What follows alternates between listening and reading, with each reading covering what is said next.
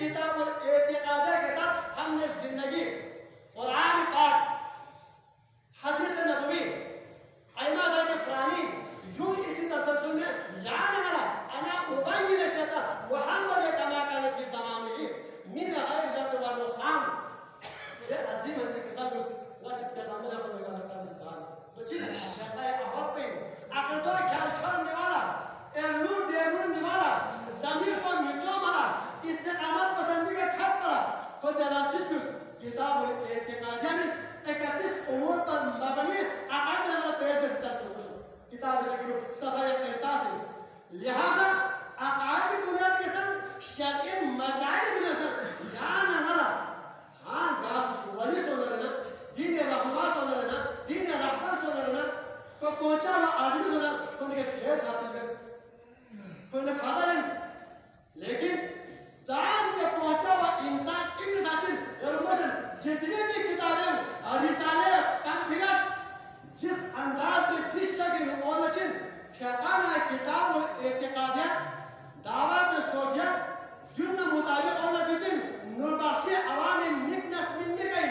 Otherwise ان سے تصادم اتی بزرگ چیزوں تو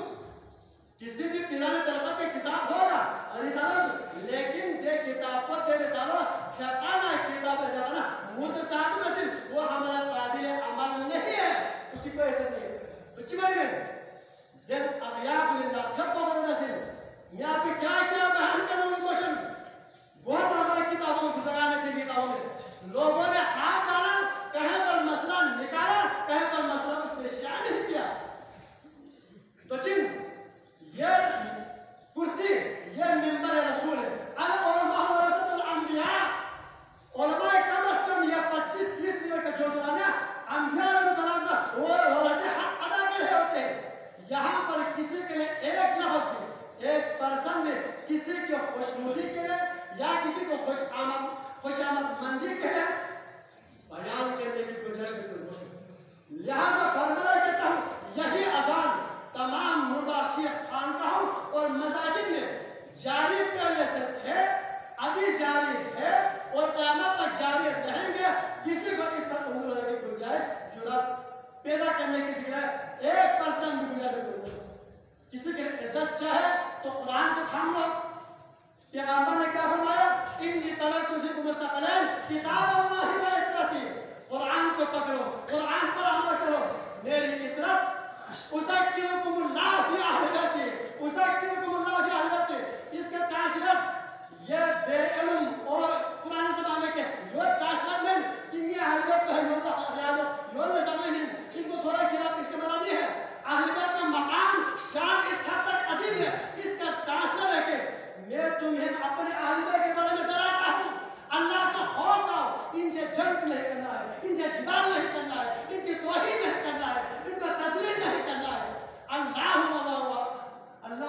وعاد من والا وعاد من آدا ونصر من نصر وخذل من خذل. پیغمبر کی حدیث اس کا ترجمہ یہ ہے میرے اہل بیت سے جنگ کرے گا ان کو تذلیل کریں گے اللہ کے تم خوف آؤ. یہ ہے اس کی ترجمہ. یہ فقہ احمد